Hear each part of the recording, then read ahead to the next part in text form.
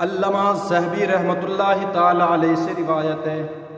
آپ ارشاد فرماتے ہیں کسی جگہ پر ایک غلام بیچا جا رہا تھا، اور غلام کو بیچنے والا جو انسان اس کا مالک تھا وہ ندا یہ لگا رہا تھا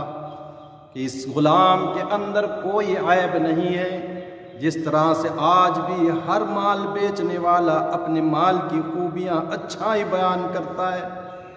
تاکہ گراہک کو اس کی طرف رغبت حاصل ہو جائے، اسی طرح یہ غلام کو بیچنے والا بھی کہہ رہا تھا اس غلام کے اندر کوئی عیب نہیں ہے سوائے اس کے کہ اس کے اندر چغل خوری کا عیب ہے۔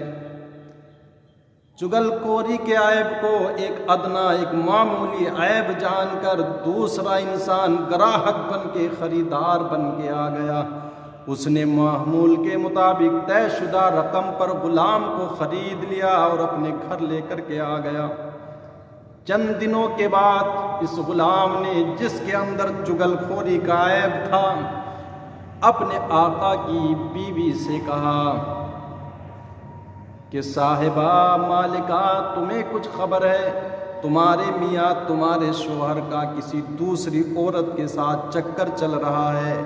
اور اتنا ہی نہیں بلکہ وہ اس کے ساتھ شادی رچانے والے ہیں، تمہارے ساتھ دھوکہ کر رہے ہیں، تمہاری تو زندگی تباہ و برباد ہو جائے گی۔ آپ کی طرف ان کو کوئی رغبت نہیں، تم سے کوئی پیار اور محبت نہیں، صرف دکھاوا ہے، دوسری کے ساتھ شادی کرنے والے ہیں۔ غلام نے کہا اگر تم چاہتی ہو کہ وہ تم سے پیار اور محبت کا برتاؤ کرے، کسی دوسری کی طرف نہ جائے، تو جو عمل، جو کوٹ ٹوکٹا میں تمہیں بتاتا ہوں تم اس پر عمل کرو۔ اس نے اس مالکہ سے، غلام نے کہا اپنے آقا کی بیوی سے کہ جب آقا رات کو سوئے تو تم اس کے بستر کے قریب جانا، استرا لے کر اس کی ٹھوڈی کے نیچے سے داڑھی کے چند بال کاٹ کر اپنے پاس رکھ لو،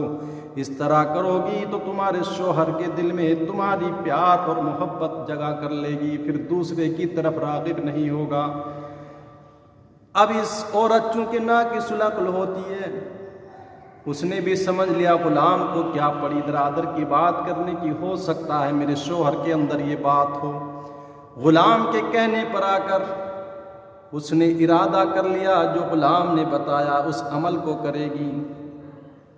ادھر یہ غلام اپنے آقا کے پاس پہنچا اور جا کر کے کہنے لگا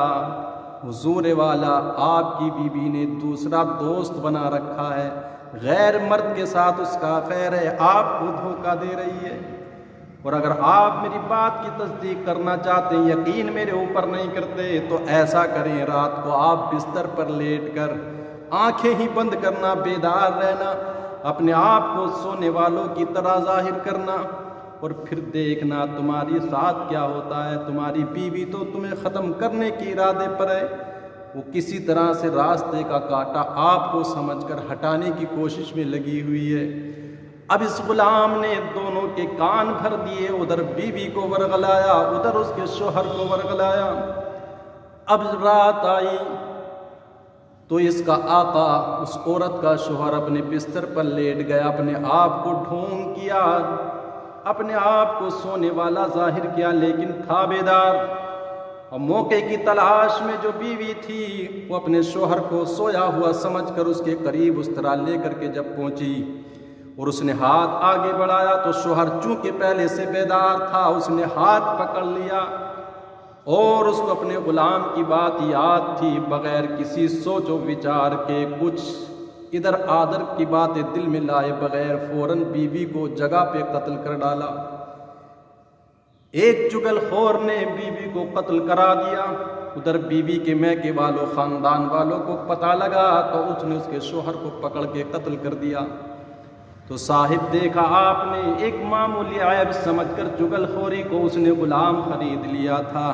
لیکن اس غلام نے کس طرح دونوں کو موت کے گھاٹ اتروا دیا،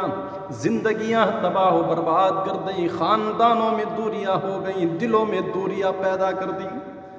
آج عام طور سے، خاص طور سے یہ بلا عام ہو چکی ہے، ایک دوسرے کی غیبت چغلی کھانا، اور خاص طور سے عورتوں میں یہ بات پائی جاتی ہے، چار بیٹی تو پانچویں کی برائی۔ 4 میں سے ایک گئی تو 3 جو بچی اس چوتھی جانے والے کی برائیاں کرنا شروع کر دیتی ہیں۔ اور میری پیاری اسلام کی شہزادی ہو، تمہیں معلوم نہیں، رب قرآن میں فرماتا ہے اَيُحِبُّ أَحَدُكُمْ أَن يَأْكُلَ لَحْمَ أَخِيهِ مَيْتًا، کیا تم میں کوئی اس بات کو پسند کرتا ہے کہ وہ اپنے مرے ہوئے بھائی کا گوشت کھائے؟ تو میں نہیں سمجھتا کوئی انسان اس بات کو قبول کر لے۔ اس کا بھائی مرے، اس کا تو کلیجہ اجاڑ ہو جاتا ہے، دل کی دنیا ویران ہو جاتی ہے، پھر مرے ہوئے بھائی کا گوشت کھانا تو زندے کا بھی نہیں کھاتے۔ تو کہا ایسا تو کوئی پسند نہیں کرے گا۔ تو فرمایا جو دوسرے کی پیٹھ پیچھے چغلی کرتا ہے، یہ چغلی خانہ، غیبت کرنا، مرے ہوئے بھائی کے گوشت کھانے کے مترادف ہے۔ تو دیکھا نا چغلی کا نتیجہ، اور کس طرح سے معاشرہ فاسد اور خراب ہو رہا ہے۔ اس بلا، اس بیماری کو عام معمولی نہ سمجھے، یہ بہت بڑی بیماری ہے جو معاشرے کے حسن کو تباہ و برباد کر رہی ہے۔